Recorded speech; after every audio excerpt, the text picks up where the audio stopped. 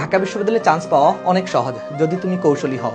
ঢাকা বিশ্ববিদ্যালয়ে যারা চান্স পায় তারা আসলে কিভাবে পড়ে এই বিষয়টা তোমাদের সাথে শেয়ার করব বিগত বছরের অভিজ্ঞতার আলোকে, এবং আমি আমার পার্সোনাল লাইফের কিছু এক্সপিরিয়েন্স আজকে তোমাদের সাথে শেয়ার করব। দেখো, ঢাকা বিশ্ববিদ্যালয়ে যারা চান্স পায় তারা আসলে তোমাদের মতোই মানুষ, তারা আসলে এলিয়েন না। ঠিক আছে, তোমাকে এই জিনিসটা প্রথমে মনে রাখতে হবে যে তাদের সাথে তুমি ফাইট করতে পারবা, তাদের সাথেই তোমার ফাইট করে ঢাকা বিশ্ববিদ্যালয়ে চান্স পেতে হবে, এরকম একটা মনোবল তোমার মধ্যে থাকতে হবে। প্রথমেই যে জিনিসটা তোমাদেরকে বলতে হবে সেটা হচ্ছে ফোকাসটা সেট করতে হবে। তোমার ফোকাসটা থাকতে হবে যে ঢাকা ইউনিভার্সিটি চান্স পাওয়ার আগ মুহূর্ত পর্যন্ত আমার লাইফে আর কোনো বিনোদন নাই, আমার লাইফে কোনো অপশন নাই। যেদিন চান্স পাবা সেই দিন থেকে তোমার লাইফের সকল চিল শুরু হবে। ঠিক আছে, সো ফোকাস কন্ট্রোল রাখাটা খুবই গুরুত্বপূর্ণ। এটা এনার্জিটা আসলে সেম এনার্জিটা রাখাটা অনেক কষ্টকর হয়ে যায় 4 মাস, কিন্তু যারা রাখতে জানে, যারা রাখতে পারে তারাই কিন্তু দিন শেষে বিশ্ববিদ্যালয়ে চান্স পায়। 4টা মাসে একটু কষ্ট করো এবং এই কষ্টটা তোমাকে অবশ্যই একটা ভালো ফলাফল নিয়ে আনবে। সেকেন্ড যে জিনিসটা সেটা হচ্ছে যে কনসিস্টেন্সি। ফোকাস তো বা টার্গেটটা তো তুমি সেট করলা যে তোমার বিশ্ববিদ্যালয়ে চান্স পাইতেই হবে, তারপর কনসিস্টেন্সিটা তুমি মেনটেন করতেছো কিনা। যারা ঢাকা বিশ্ববিদ্যালয়ে চান্স পেয়েছে বিগত বছরগুলোতে যারা পায়, তাদের মধ্যে কমন একটা জিনিস পাবা, তারা ধারাবাহিক ছিল।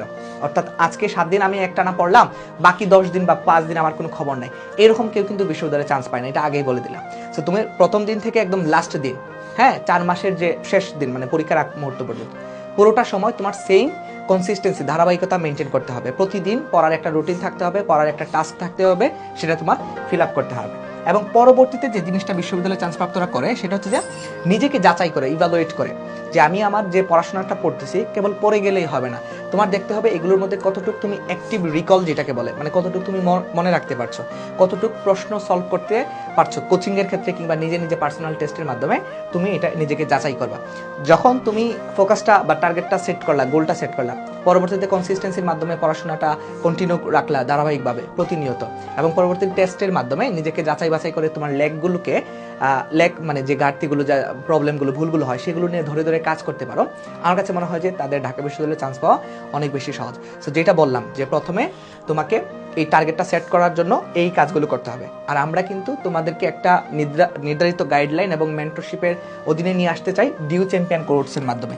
ডিউ চ্যাম্পিয়ন কোর্স জিনিসটা কি? ডিউ চ্যাম্পিয়ন কোর্স হচ্ছে যে তোমার ঢাকা ইউনিভার্সিটিতে চান্স পাওয়ার জন্য পূর্ণাঙ্গ একটা কোর্স। এই কোর্সে তোমরা মানবিক এবং বিভাগ পরিবর্তন ইউনিটের বাংলা ইংলিশ এবং জিকের উপর 120টা ক্লাস পাবা, লাইভ ক্লাস, এবং এই ক্লাসগুলোর পাশাপাশি তোমাদেরকে যে লেকচার শিটটা দিব এর বাইরে নর্মালি আর পড়া লাগে না। তারপর তোমাদেরকে উইকলি টেস্ট নেওয়া হবে, মডেল টেস্ট নেওয়া হবে, এবং ঢাকা ইউনিভার্সিটির রিটেন যে ব্যাচটা সেই ব্যাচটাও তোমাদেরকে পূর্ণাঙ্গভাবে আমরা কিন্তু এখানে দিয়ে দিব। সো আমাদের এই ব্যাচের মাধ্যমে তুমি আসলে একটা বর্ডারের মধ্যে আসতে পারো, তুমি আসলে একটা চাপের মধ্যে, প্রেশারের মধ্যে থাকবা। সো আই হোপ অনেক শিক্ষার্থী এখানে ভর্তি হয়ে আছে, তুমি বাকি আছো, ভর্তি হয়ে যাও। ভর্তি হওয়ার জন্য আমাদের স্ক্রিনে দেওয়া নাম্বারে যোগাযোগ করতে পারো, অথবা আমাদের ফার্স্ট কমেন্ট চেক করলে তুমি বিস্তারিত তথ্য জেনে যাবে। আল্লাহ হাফেজ।